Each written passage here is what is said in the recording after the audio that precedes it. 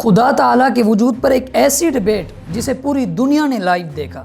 جاوید اختر نے کہا کہ خدا موجود ہے تو غزہ میں بچے کیوں مر رہے ہیں؟ 10,000 بچے جو 10 سال کی عمر سے کم تھے وہ غزہ میں مرے ہیں۔ اسی بات پر مفتی شمائل نے جواب دیا کہ دیکھیں، خدا نے صحیح اور غلط کو بنایا ہے۔ کریٹر نے ایول کو بنایا ہے ٹیسٹ کے لیے، وہ ایول نہیں ہے۔ ایول وہ ہوگا جو اسے اختیار کرے گا۔ چھری کو بنانے والا غلط نہیں ہوتا ہے، چھری کا غلط استعمال کرنے والا غلط ہوتا ہے۔ ٹیچر اگر کسی بچے کو ایک پرچے میں ایک سوال لکھ کر دے، نیچے 4 آپشن ہوں تو ان میں سے ایک صحیح ہوگا، باقی 3 غلط ہوں گے۔ اگر بچہ غلط جواب پر ٹک کرے گا تو وہ بچے کی غلطی ہوگی، ٹیچر کی غلطی نہیں ہوگی۔ اسی طرح چھری بنانے والا غلط نہیں ہے، چھری کو غلط استعمال کرنے والا غلط ہے۔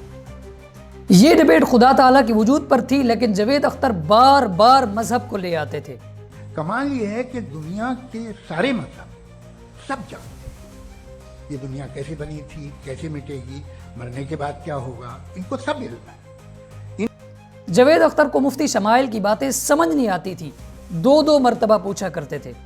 سب سے پہلا سوال آپ سے یہ ہے کہ جو میں اتنی دیر سے کنٹینجنسی آرگیومنٹ آپ کو بتا رہا تھا، یہ عقل سے ہی بتا رہا تھا حضرت، آپ یہ بتائیں کہ آپ انفینٹ ریگریس آف کازز کو پاسبل مانتے ہیں یا نیسیسری بینگ کے ایگزسٹنس کو صحیح سمجھتے ہیں؟ چونکہ 2 ہی آپشن ہو سکتا ہے، آپ یہ بتائیں۔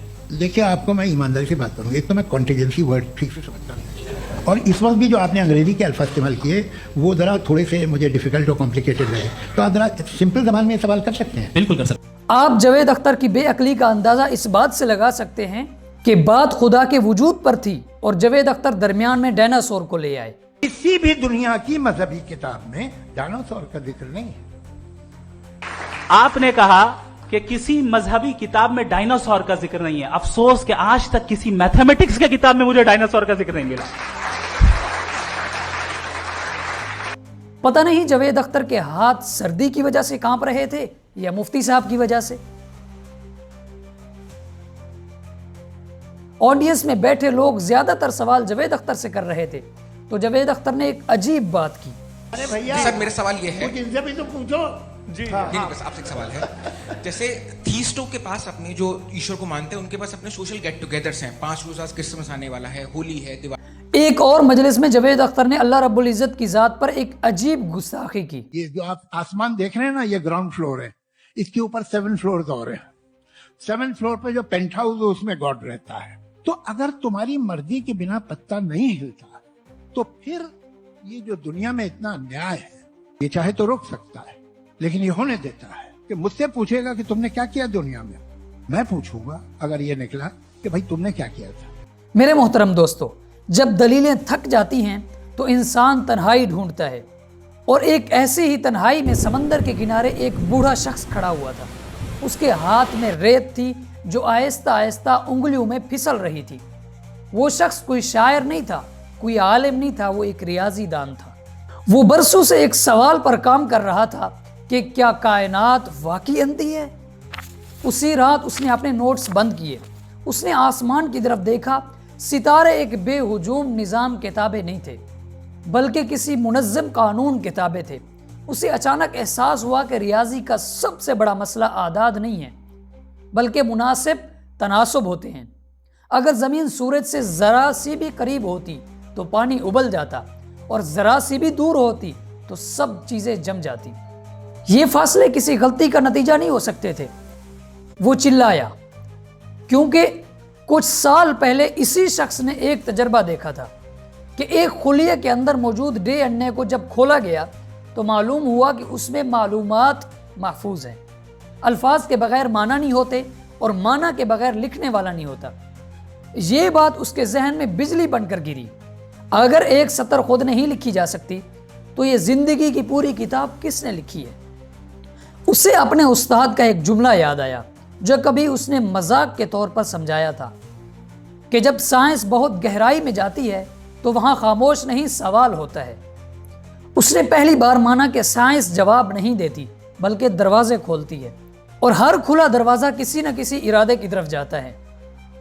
اسی رات وہ سڈے میں نہیں گرا، اس نے کوئی دعا نہیں پڑھی، لیکن اس کے اندر ایک بات دل کی گہرائیوں میں پیوست ہو گئی کہ یہ خیال کرنا کہ سب کچھ خود ہو گیا ہے، اس نے آہستہ سے کہا اگر کوئی ہے تو وہ چھپا ہوا نہیں ہے، ہم ہی اندھے ہیں۔ صبح ہوئی، سورج وقت پر نکلا، دل دھڑکا، سانس چلی اور وہ سمجھ گیا کہ جو ہستی یہ سب لمحہ بلمحہ سنبھال رہی ہے اسے ماننے کے لیے کوئی معجزہ نہیں چاہیے، بلکہ یہ سورج، چاند، زمین، آسمان، ستارے، حیوانات اور نباتات کا نظام ہی کافی ہے۔ سر آئزک نیوٹن اپنی کتاب فلسوفیائے نیچورلس پرنسپیا میتھمیٹیکا کے اندر لکھتے ہیں کہ یہ عظیم کائناتی نظام کسی زبردست دانا اور قادر مطلق کے بغیر ممکن نہیں۔ اس طرح فزکس کے بانی میکس پلانک اپنی کتاب ویئر از سائنس گوئنگ کے اندر لکھتے ہیں کہ ہر سنجیدہ سائنسدان کے دل میں خدا پر ایمان موجود ہے۔ اسی طرح آئنسٹائن اپنی کتاب کے اندر the world as I see it اس کے اندر لکھتے ہیں کہ کائنات کا حیرت انگیز نظم و ضبط ایک اعلیٰ ترین عقل کی طرف رہنمائی کرتا ہے۔ یہ نام کسی مدرسے کے نہیں تھے، یہ نام لیبارٹریوں کے تھے۔ یہ وہ لوگ تھے جو کائنات کو ماپتے تھے اور آخر کار حقیقی خالق تک پہنچ گئے۔ اسی طرح قرآن مجید میں اللہ رب العزت فرماتے ہیں اگر زمین کے تمام درخت کاٹ لیے جائیں، سمندر کو سیاہی بنا لیا جائے اور پھر وہ سیاہی ختم ہو جائے، اس کے بعد اس قسم کے 7 اور سمندر لیے جائیں، وہ بھی ختم ہو جائیں گے، قلم ٹوٹ جائیں گے، لیکن اللہ رب العزت کے کلمات اور اس کی تعریفات ختم نہیں ہوں گی۔ دوستو، دنیا میں 3 قسم کے عقائد رکھنے والے لوگ ہوتے ہیں۔ ایک وہ جو خدا کو رب مانتے ہیں، اس کے سوا کسی کی پوجا نہیں کرتے۔ دوسرے وہ ہوتے ہیں جو خدا کو خدا تو مانتے ہیں لیکن اس کے ساتھ دیوی دیوتاؤں کو بھی خدا مانتے ہیں۔ تیسرے وہ ہوتے ہیں جو بالکل سرے سے خدا کا انکار کرتے ہیں اور وہ کہتے ہیں کہ یہ کائنات کا نظام خود بخود چل رہا ہے۔ بس ایک ہی پیغام جو اللہ رب العزت نے قرآن مجید میں دیا ہے، وَهُوَ الَّذِي خَلَقَ السَّمَاوَاتِ وَالْأَرْضَ بِالْحَقِّ، کہ اس زمین و آسمان کو بنانے والا کوئی ہے، اور جو اس زمین و آسمان کو بنانے والا ہے وہی اس نظام کو چلانے والا ہے۔